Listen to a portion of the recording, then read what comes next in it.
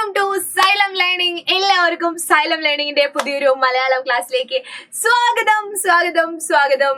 അപ്പൊ ടീച്ചറെ ഇന്ന് പുതിയൊരു പഠന പ്രവർത്തനമൊക്കെ ആയിട്ടാ വന്നത്. പുതിയതല്ല, നമ്മൾ പഠിച്ച പാഠത്തിന്റെ മുഴുവൻ പഠന പ്രവർത്തനങ്ങളുമായിട്ട്. അതിനു മുമ്പ് നമുക്ക് പ്രാണ ബാച്ചിനെ പറ്റി ഒന്ന് പറയണല്ലേ. നമ്മുടെ പ്രാണ ബാച്ചിനെ പറ്റി എന്താ പറയേണ്ടത്? അതേ, നമുക്കൊരു സൈലം ലേണിംഗിന് ഒരു പ്രാണ ബാച്ച് ഉണ്ട്. 4ാം ക്ലാസ്സിലെ എല്ലാ പാഠഭാഗങ്ങളും പഠിക്കുന്നതിനോടൊപ്പം LSSന്റെ സ്പെഷ്യൽ കോച്ചിങ്ങുമായിട്ടാണ് നമ്മുടെ പ്രാണ ബാച്ച് വന്നിരിക്കുന്നത്. അത് ഒരു വർഷത്തേക്ക് 999 രൂപ മാത്രമേ ഉള്ളൂ കേട്ടോ. അപ്പൊ എന്റെ മക്കൾ എല്ലാവരും എന്ത് ചെയ്യണം? പ്രാണ ബാച്ചിലേക്ക് ജോയിൻ ചെയ്യേണ്ടതാണ്. അതുപോലെ നമ്മുടെ വാട്സപ്പ് കമ്മ്യൂണിറ്റി ഗ്രൂപ്പില് എല്ലാവരും ജോയിൻ ചെയ്യുക. നമ്മൾ എടുക്കുന്ന ലൈവ് ക്ലാസിന്റെ നോട്ട്സ്, സ്ലൈഡ്സ് ഒക്കെ എന്റെ മക്കളിലേക്ക് അത് എത്തൂട്ടോ. അപ്പൊ പ്രാണ ബാച്ചിൽ ഇതുവരെ ജോയിൻ ചെയ്യാത്തവരുണ്ടെങ്കിൽ എല്ലാവരും ജോയിൻ ചെയ്യുക. ടീച്ചർ ഇന്ന് പഠന പ്രവർത്തനത്തിലേക്ക് പോകാം. ഏതാണ് പാഠം എന്ന് നമുക്ക് നോക്കിയാലോ. ഏതാണ് പാഠം? അതെ, ഓമനയുടെ ഓണം. ഏറ്റുമാനൂർ സോമദാസന്റെ അതിമനോഹരമായ ഒരു കവിതയായിരുന്നു. നമ്മൾ അത് പഠിച്ചിട്ടുണ്ടായിരുന്നു. അപ്പൊ ടീച്ചർ ഇന്ന് പറയാൻ പോകുന്നത് ഇതിന്റെ പഠന പ്രവർത്തനങ്ങൾ മുഴുവനായിട്ടും അങ്ങ് ചെയ്തു തീർക്കാം അല്ലേ? റെഡിയല്ലേ? അപ്പൊ റെഡിയാണേ എല്ലാവരും? ഓക്കെ ആണേ? അപ്പൊ പഠന പ്രവർത്തനങ്ങൾ ഓമനയുടെ ഓണം. ആദ്യത്തെ ചോദ്യം ഇതാണ് കേട്ടോ. നിങ്ങൾക്ക് എല്ലാവർക്കും അറിയാം, നിങ്ങൾ കണ്ടിട്ടുണ്ട്. അതാണ് അല്ലെ? എന്താണ്? ഓണം വന്നാൽ എന്തൊക്കെ ചെയ്യുവാനാണ് ഓമന ഉദ്ദേശിക്കുന്നത്? ഓണം വന്നാൽ എന്തൊക്കെ ചെയ്യുവാനാണ് ഓമന ഉദ്ദേശിക്കുന്നത്? എന്തൊക്കെ ചെയ്യണമെന്നായിരുന്നു നമ്മുടെ ഓമനക്കുട്ടി പറഞ്ഞത്? എന്തൊക്കെയാണ്? ഉത്തരം നമുക്കൊന്ന് നോക്കാം. എന്താണ്? ഓണം വന്നാൽ മുറ്റം ചെത്തി വെടിപ്പാക്കാനും പൂക്കളമിടാനും ചാണകം മെഴുകിയ തറയിൽ ഓണത്തപ്പനെ ഒത്ത നടുക്കായി പ്രതിഷ്ഠിക്കാനുമാണ് ഓമന ഉദ്ദേശിക്കുന്നത്. കണ്ടോ? ഈ മുറ്റൊക്കെ എന്ത് ചെയ്യണം? ഒന്ന് വെടിപ്പാക്കണം. അതുപോലെ പൂക്കളമിടാനും അല്ലെ, ചാണകം മെഴുകിയ തറയില് ഓണത്തപ്പനെ ഒത്ത നടുക്കായിട്ട് പ്രതിഷ്ഠിക്കണം എന്നൊക്കെയാണ് നമ്മുടെ ഓമന എന്ത് വിചാരിക്കുന്നത്? ഓമന ഉദ്ദേശിക്കുന്നത്. അതാണ് ആ ചോദ്യത്തിന്റെ ഉത്തരം. ഓണം വന്നാൽ എന്തൊക്കെ ചെയ്യണമെന്നാണ് ഓമന ഉദ്ദേശിക്കുന്നത്. അടുത്ത ചോദ്യം, ഓണക്കോടി ഉടുത്താൽ എത്രത്തോളം ഭംഗിയുള്ളവളാകുമെന്നാണ് ഓമന കരുതുന്നത്? ഓണക്കോടി ഉടുത്താൽ നമ്മുടെ ഓമന എത്രത്തോളം ഭംഗിയുള്ളവളാവുമെന്നാണ് ഓമന കരുതുന്നത്? എത്രത്തോളം ഭംഗി ഉണ്ടാവും എന്നാണ് പറഞ്ഞത്? ഒന്ന് നോക്കിയാലോ? ഒന്ന് ഓർത്ത് നോക്കൂ മക്കളെ. ഇതാ, മഞ്ഞ നിറത്തിലുള്ള ഓണക്കോടി ഉടുക്കുമ്പോൾ തന്റെ ഭംഗി വർണ്ണിക്കാനാവില്ലെന്നും തങ്കച്ചിറകുകളുള്ള തുമ്പികൾക്ക് പോലും തന്റെ അത്രയും ഭംഗിയില്ലെന്നുമാണ് ഓമന കരുതുന്നത്. എന്താണ്? മഞ്ഞ നിറത്തിലുള്ള ഓണക്കോടി ഉടുക്കുമ്പോൾ തന്റെ സൗന്ദര്യം തന്റെ ഭംഗി വർണ്ണിക്കാനാവില്ലെന്നും അതുപോലെ തങ്കച്ചിറകുകളുള്ള തുമ്പികൾക്ക് പോലും തന്റെ അത്രയും ഭംഗിയില്ലെന്നുമാണ് ആര് കരുതുന്നത്? ഓമന കരുതുന്നത്. അച്ഛനും മാമനും ഓമനയോടുള്ള സ്നേഹം എങ്ങനെയെല്ലാമാണ് പ്രകടിപ്പിക്കുന്നത്? അച്ഛനും മാമനൊക്കെ ഓമനയോട് സ്നേഹമുണ്ടല്ലേ? അതെങ്ങനെയാണ് പ്രകടിപ്പിക്കുന്നത് എന്നാണ് കവിതയിൽ പറയുന്നത്. എങ്ങനെയാണ്? എന്തൊക്കെ ചെയ്തു കൊടുക്കുന്നായിരുന്നു? അച്ഛൻ ഭക്ഷണം അച്ഛൻ മടിയിലിരുത്തി ഉരുളയുരുട്ടി കുഞ്ഞി കൈകളിൽ വെച്ചു കൊടുക്കും. മാമനാവട്ടെ മാവിൻ ചില്ലയിൽ ഊഞ്ഞാലിട്ട് കൊടുക്കും. ഇത് മാത്രം അറിഞ്ഞാ മതിലേ. അച്ഛൻ എന്താ ചെയ്യാ? അച്ഛൻ മടിയിലിരുത്തി ഉരുളയുരുട്ടി കുഞ്ഞി കൈകളിൽ വെച്ചു കൊടുക്കുമെന്നും മാമൻ മാവിൻ ചില്ലയിൽ ഊഞ്ഞാലിട്ട് കൊടുക്കുന്നതുമായിട്ടും നിങ്ങൾക്ക് എഴുതാം. അതുപോലെ ഓണക്കോടി കൊണ്ടു കൊടുക്കുക എന്നില്ലായിരുന്നു അച്ഛൻ? മഞ്ഞ നിറത്തിലുള്ള ഓണക്കോടിയുമായിട്ട് അച്ഛൻ വരുമെന്നല്ലേ ഓമന പറയുന്നത്? അതും കൂടെ വേണമെങ്കിൽ എഴുതാം. എങ്കിലും സ്നേഹം കാണിക്കുക എങ്ങനെയാണ് എന്ന് ചോദിച്ചാല് നിങ്ങൾക്ക് ഇത് മാത്രം എഴുതിയാലും മതി കേട്ടോ. അച്ഛൻ മടിയിലിരുത്തി ഉരുളയുരുട്ടി കുഞ്ഞിക്കൈകളിൽ വെച്ചു കൊടുക്കുന്നതും മാവിൻ ചില്ലയിൽ ഊഞ്ഞാലിട്ട് കൊടുക്കുന്നതുമാണ് എന്റെ കുഞ്ഞുങ്ങളെ എഴുതേണ്ടത്. ഇതാണ് അവർക്ക് ഓമനയോടുള്ള സ്നേഹം കാണിക്കുന്ന വരികൾ. പിന്നെയോ പറയാം എഴുതാം എന്ന അടുത്ത പ്രവർത്തനം നമുക്ക് നോക്കാം. ഓണസദ്യതോർക്കും നേരം നാവിൽ കൊതിയുടെ പെരുവെള്ളം നാവിൽ കൊതിയുടെ പെരുവെള്ളമാണ് ഓണസദ്യയെ കുറിച്ച് ഓർക്കുമ്പോൾ. അപ്പോൾ നാവിൽ കൊതിയുടെ പെരുവെള്ളം ഉണ്ടാക്കുന്ന ഓണവിഭവങ്ങൾ എന്തൊക്കെയാണ് നമ്മുടെ ഓണസദ്യയിലുള്ള വിഭവങ്ങൾ? നോക്കിയേ, ഇതൊക്കെയാണ് ഓണസദ്യ അല്ലേ. ദാ എന്തൊക്കെ വിഭവങ്ങളാണ്. ചോറുണ്ട്, അതുപോലെ സാമ്പാറുണ്ട് അല്ലേ, സാമ്പാറുണ്ട്. പിന്നെ പച്ചടി, കിച്ചടി, അവിയലുണ്ട് അല്ലേ, അവിയലുണ്ട്. തോരനും ഉപ്പേരിയും കായ വറുത്തതും ശർക്കരയുപ്പേരിയും രസം അല്ലേ, രസം, കാളൻ, ഓലൻ, പഴം, പപ്പടം. ഇത്രയും വിഭവങ്ങളൊക്കെ എന്താണ് നമ്മുടെ ഓണസദ്യയിലുണ്ട്. ഇത് കൂടാതെ ഒരു വിഭവം കൂടി ഉണ്ടല്ലോ. അതെല്ലാവരും നിങ്ങൾക്ക് എഴുതാനുള്ള ഒരു അവസരമാണ്. ഏതാണ്? അതേതാണ്? നമ്മുടെ നമ്മുടെ നമ്മുടെ നമ്മുടെ നമ്മുടെ മധുരമുള്ള പായസാണടാ. പായസം ഇല്ലാണ്ട് എന്തോണ സദ്യ അല്ലേ.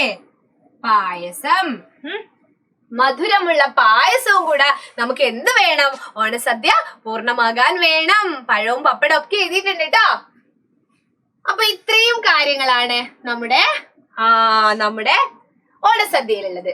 ഇനി ഇതാ, തൊട്ടാവാടി തൊടിയിൽ കിളിയാൻ തട്ടുകളെച്ചു തകർക്കേണം. കിളിത്തട്ട് പഴയൊരു കളിയാണ്. ഇതുപോലുള്ള മറ്റേതെല്ലാം നാടൻ കളികൾ നിങ്ങൾക്കറിയാം? എന്താണ് എഴുതേണ്ടത്? നാടൻ കളികളാണ് എഴുതേണ്ടത്. നാടൻ കളികൾ ഏതാണെന്നാ ചോദിക്കുന്നത് അല്ലേ. കിളിത്തട്ട് ഒരു പഴയ കളിയാണ്. ഇതുപോലെ നിങ്ങൾക്ക് അറിയാവുന്ന നാടൻ കളികളുടെ പേരുകളാണ് നമ്മൾ എഴുതേണ്ടത്. ഏതാണ്? നോക്കിയേ, ഇവിടെ ഒരുപാട് കളികളുണ്ട്. കണ്ണുപൊത്തി കളിയുണ്ട്, കുളം കര കളിയുണ്ട്, ഗോലി കളിയുണ്ട്, മാണിക്കച്ചമ്പഴുക്കുണ്ട്. പിന്നെ എന്താ, റാണിയും മക്കളും ഉണ്ട്. ഇർക്കിൽ ഉപയോഗിച്ച് കളിക്കുന്ന റാണിയും മക്കളും കളി. ഇതിന്റെ പേരുകളൊക്കെ നമ്മൾ ഇവിടെ എഴുതാം. ഒന്ന് തലപ്പന്ത് കളിയുണ്ട് അല്ലേ, തലപ്പന്ത് കളി, കുട്ടിയും കോലും, കുളം കര, കോഴിയും കുറുക്കനും കളിയുണ്ട്. പിന്നെയോ മാണിക്കച്ചെമ്പഴൊക്കെ ഉണ്ട്. അതുപോലെ ഗോലി കളിയുണ്ട്, ഗോലി കളി. പിന്നെ ഒളിച്ചു കളിയുണ്ട്, നൂറാങ്കോൽ. ഇത്രയും കളികൾ നാടൻ കളികളാണ്. ഇതിലും കൂടുതൽ നാടൻ കളികളുണ്ട്. തൊട്ട് കളിയുണ്ട്, സേറ് കളിയുണ്ട്. പിന്നെ എന്താണ്, കുട്ടിയും കോലും എന്നുള്ളതെന്ന് ചിലര് ചുള്ളിയും കോലും എന്നൊക്കെ പറയാറുണ്ട്. അത്തരം കളികളുണ്ട്. പിന്നെന്താ, കുല മുന്തിരി, നരി ചുറ്റിവ, ആ കളികളൊക്കെ ഉണ്ട് കേട്ടോ. അതൊക്കെ നിങ്ങൾക്ക് അധികമായിട്ട് നിങ്ങൾക്ക് ചേർക്കാവുന്നതാണ്. ഓക്കെ മക്കളെ, എഴുതൂലേ എല്ലാവരും? ഇനി നമുക്ക് ഇതിന് മുൻപായിട്ട് ടീച്ചർ വേറൊരു കാര്യം കൂടെ പറയാം. ഓണം വരുന്ന വാക്കുകൾ ഉണ്ടാക്കാനുണ്ട്. അത് ടീച്ചർ ഇതിൽ ഉൾപ്പെടുത്തിയിട്ടില്ല. അപ്പൊ ടീച്ചർ അത് പറഞ്ഞു തരാം.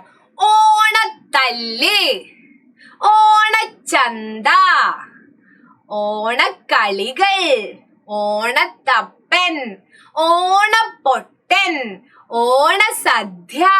പിന്നെന്താ, ഓണ വെച്ചിട്ടുള്ള ഓണ എന്ന് വരുന്ന വാക്കുകൾ ഏതൊക്കെയാണ്? ഇത്രയും കാര്യങ്ങൾ ഉണ്ടല്ലേ. ഓണനിലാവ് എന്ന് വേണമെങ്കിലും നിങ്ങൾക്ക് എഴുതാം. അപ്പൊ ടീച്ചർ പതിപ്പിനൊരു പേര് കൊടുക്കാൻ പറഞ്ഞാൽ എന്താണ് കൊടുക്കുക? ടീച്ചർ കൊടുക്കുക ഓണനിലാവ്. ടീച്ചർക്ക് ഇഷ്ടമുള്ള പേരാണ്. അപ്പൊ നിങ്ങൾക്ക് ഓണനിലാവ് എന്ന് പറയുന്ന ഒരു പതിപ്പ് ഉണ്ടാക്കാം, അല്ലെങ്കിൽ മറ്റേതെങ്കിലും പേരിട്ടിട്ട് ഒരു പതിപ്പ് ഉണ്ടാക്കാം. ടീച്ചർ ഈ പേര് കൊടുത്തു എന്നേ ഉള്ളൂ.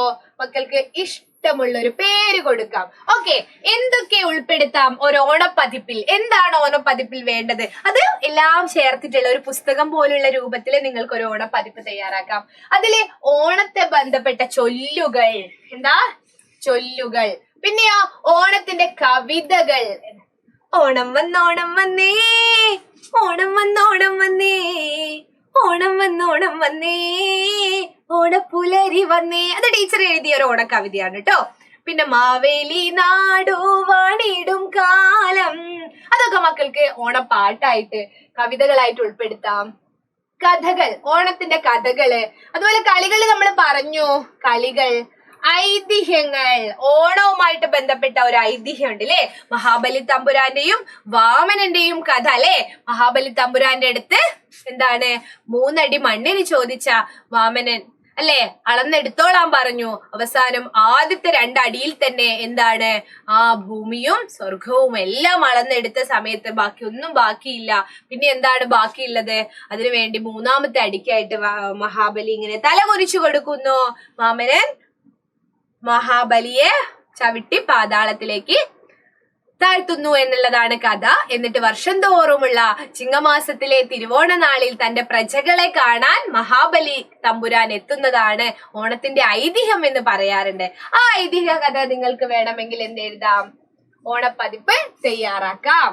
അപ്പൊ ഇതൊക്കെയാണ് നിങ്ങൾക്ക് ഓണപ്പതിപ്പിൽ എഴുതാനുള്ളത് കേട്ടോ. ഓണച്ചോദ്യങ്ങൾ എഴുതാം, ഓണച്ചിത്രങ്ങൾ, നന്നായിട്ട് ചിത്രം വരയ്ക്കുന്ന മക്കൾ ഉണ്ടെങ്കിൽ അതിൽ ഓണച്ചിത്രങ്ങൾ ഉൾപ്പെടുത്താം ഇതില് ഓണപ്പതിപ്പിൽ. അതുപോലെ പൂക്കളത്തിന്റെ ചിത്രം ഉൾപ്പെടുത്താം അല്ലെ, നല്ല വലിയ പൂക്കളൊക്കെ ഉൾപ്പെടുത്താം. പിന്നെ ഓണപ്പാട്ടുകൾ, ഓണം വരുന്ന വാക്കുകൾ, ടീച്ചർ നേരത്തെ പറഞ്ഞില്ലേ, ഓണ, ഓണത്തല്ല്, ഓണച്ചന്ത, ഓണത്തപ്പൻ, ഓണപ്പൊട്ടൻ എന്നൊക്കെ പറഞ്ഞ വാക്കുകൾ, ഓണച്ചൊല്ലുകൾ. പിന്നെ ഓണവിഭവത്തെ കുറിച്ചുള്ള പാചകക്കുറിപ്പ് നിങ്ങൾക്ക് എഴുതാം കേട്ടോ. ഓണവിഭവം, പാചകക്കുറിപ്പ് എഴുതാം. എങ്ങനെ? അവിയൽ ഉണ്ടാക്കുന്ന വിധം, അല്ലെങ്കിൽ കൂട്ടുകറി ഉണ്ടാക്കുന്ന വിധം, ഇതൊക്കെയാണ് എന്നും പറഞ്ഞ് അതിന്റെ വേണ്ട ആവശ്യമുള്ള സാധനങ്ങളൊക്കെ വെച്ചിട്ട് നിങ്ങൾക്ക് ഓണ പാചകക്കുറിപ്പ് തയ്യാറാക്കാം. ഇനി കുറച്ച് ഓണ ചൊല്ലുകൾ നമുക്ക് നോക്കിയാലോ. ഓണത്തെ കുറിച്ചുള്ള ചൊല്ലുകൾ എന്താ? ഓണത്തിനിടയ്ക്കാണോ പുട്ടുകച്ചവടം, കാണം വിറ്റും ഓണമുണ്ണണം. ഇതൊക്കെ പുട്ടുകച്ചവടം എന്നാ കേട്ടോ വേണേ. ഓണത്തിനിടയ്ക്കാണോ പുട്ടുകച്ചവടം, കാണം വിറ്റും ഓണമുണ്ണണം. ഓണം കഴിഞ്ഞാൽ ഓലപ്പുര ഓട്ടപ്പുര, ഓണം കേറാമൂല, ഉള്ളതുകൊണ്ട് ഓണം പോലെ, ഉള്ളതുകൊണ്ട് ഓണം പോലെ. ഓണത്തിനിടയ്ക്കാണോ പുട്ടുകച്ചവടം, കാണം വിറ്റും ഓണമുണ്ണണം, ഓണം കഴിഞ്ഞാൽ ഓലപ്പുര ഓട്ടപ്പുര, ഓണം കേറാമൂല, ഉള്ളതുകൊണ്ട് ഓണം പോലെ, ഉള്ളതുകൊണ്ട് ഓണം പോലെ. ഇത്രയും ഓണച്ചൊല്ലുകളൊക്കെ നിങ്ങൾക്ക് ഏതിലെഴുതാം? മക്കൾക്ക് എന്റെ ഓണപ്പതിപ്പിൽ എഴുതി ചേർക്കാവുന്നതാണ് കേട്ടോ. ഓണപ്പതിപ്പിൽ എഴുതി ചേർക്കാവുന്നതാണ്. ഇതാണ് കേട്ടോ ഐതിഹ്യവുമായി ബന്ധപ്പെട്ട ചിത്രം. ടീച്ചർ പറഞ്ഞില്ലേ, മഹാബലി തമ്പുരാനും വാമനൻ, ചെറിയ രൂപത്തിൽ വന്ന ബ്രാഹ്മണനായ വാമനൻ പിന്നെ ഭീമാകാരനായില്ലേ, വലിയ രൂപം പ്രാപിച്ച് എന്ത് ചെയ്യാണ്? മഹാബലിയെ പാതാളത്തിലേക്ക് ചവിട്ടി താഴ്ത്തുന്നതാണ് ഐതിഹ്യം. അപ്പൊ ഇത്രയുമാണ് നമ്മുടെ പഠന പ്രവർത്തനങ്ങൾ. എല്ലാവർക്കും പഠന പ്രവർത്തനങ്ങൾ കിട്ടിയില്ലേ കുഞ്ഞുങ്ങളെ? എല്ലാവർക്കും പഠന പ്രവർത്തനങ്ങൾ കിട്ടിയില്ലേ അല്ലേ? നമ്മുടെ ഓമനയുടെ ഓണം എന്ന് പറയുന്ന പാഠത്തിലെ മുഴുവൻ പഠന പ്രവർത്തനങ്ങളും നമ്മളിവിടെ തീർത്തിരിക്കുകയാണ്. അപ്പൊ മറ്റൊരു വീഡിയോയിലെ മറ്റൊരു ക്ലാസ്സുമായിട്ട് ടീച്ചർ വരുന്നതായിരിക്കും. അതുവരേക്കും എല്ലാവർക്കും bye bye. It's me Shruti Vaishakh from Xylem learning. Tata.